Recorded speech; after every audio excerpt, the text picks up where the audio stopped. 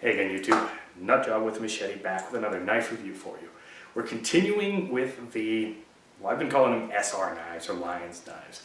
Again, I'm not sure of the manufacturer, SR Columbia, Columbia SR, whatever. This is the SR631A. Picked it up from GearBest, of course, and just like the other SR knives, it comes with that little pouch that you can put your knife in and attach to your belt. Same reasons why you'd want to do that in Canada as I mentioned in the other review, which by the way, if you haven't seen the review of the SR633A, links down below. This is a bit of a horse of a different color for the 631A. This thing is more what I would consider kind of like an urban knife. A couple of reasons for that. This very interesting, almost Wharncliffe style front edge with a clipped swedge almost. I'm not entirely certain what I want to call that.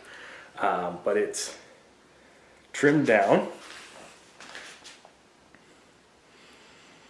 Nice deep belly on it, but not quite as deep as the 633. And kind of interesting cutouts here. Now again, people were wondering why I was calling them Lion's knives. This thing right here kind of looks like a lion. So why do I like this thing? Why do I call it an urban knife kind of? Well, that design of the blade on top of it, glass breaker, which is kind of cool. This is actually my first knife with a metal glass breaker. I've got one that's got a plastic clip that kind of looks like a glass breaker. To me, it's more of an impact point. It is the Kershaw RJI. You haven't seen a review of it yet. It's coming down the pipe. But this is the first one with an actual glass breaker. Now, unfortunately, my budget doesn't allow me to, for instance, like buy a car door and smash the window or buy tempered glass or anything like that. So I haven't been able to test this glass breaker on glass. Instead, what I did was I wanted to see if it would put a dent in an old fridge, and it did. Actually punched a hole in the old fridge. So yeah, it'll also like thump into wood and stuff like that. One of the added bonuses of the glass breaker is if in any situation, either knife open or knife closed, you thump with that on the person, the pommel strike, that hurts a lot. So you can use that, keep back, attack, whatever. Of course, I do not advocate you using this as a weapon, but should you need to use it as a weapon, that is one thing. Steel is 4 CR13 MOV. The specs and everything will be down below. The knife blade is just shy of 4 inches, if I remember correctly. Handles are G10, aluminum inserts, aluminum liner lock. Same thing on this one that was on the 633. A slight indentation on this side so you can get access to that liner lock. Won't open with just the flipper. Got to do the English. There's also, again, no thumb studs on this one. But with that cutout that you can see, put your thumb in there and it'll open up just fine. A little bit of jimping. You should be able to see on the spine. See if I can get that in focus. In focus. Let's see if I push a button. There we go. So yeah, you can see a little bit of jimping there, and again, the handle goes down a little bit, so when you get your thumb on there, perfect perch position. So gives you a really nice grip.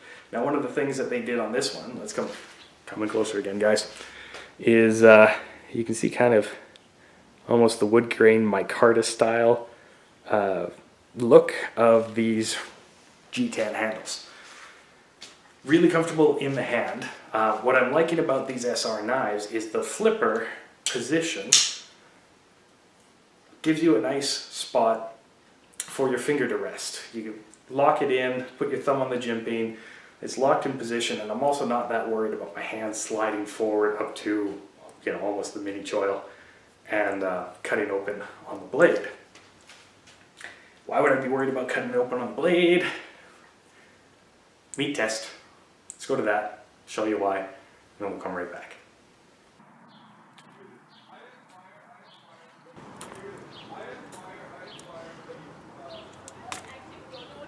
gotta stop doing the same wound track.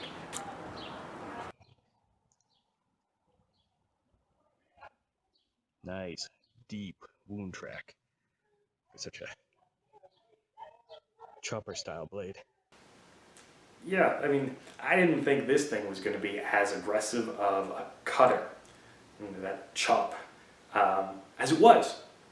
I also didn't think it was going to penetrate quite as well as it was. That pork was half frozen, so I mean, the center portion was almost completely frozen, right where I stabbed in with the 633 and the 631 here.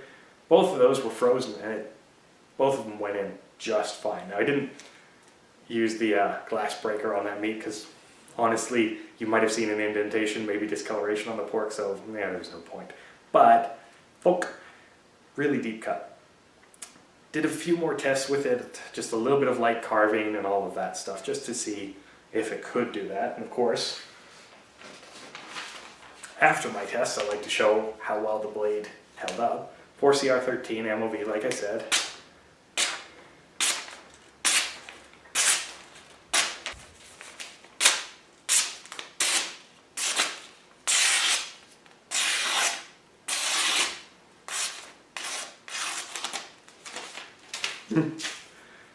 Not bad.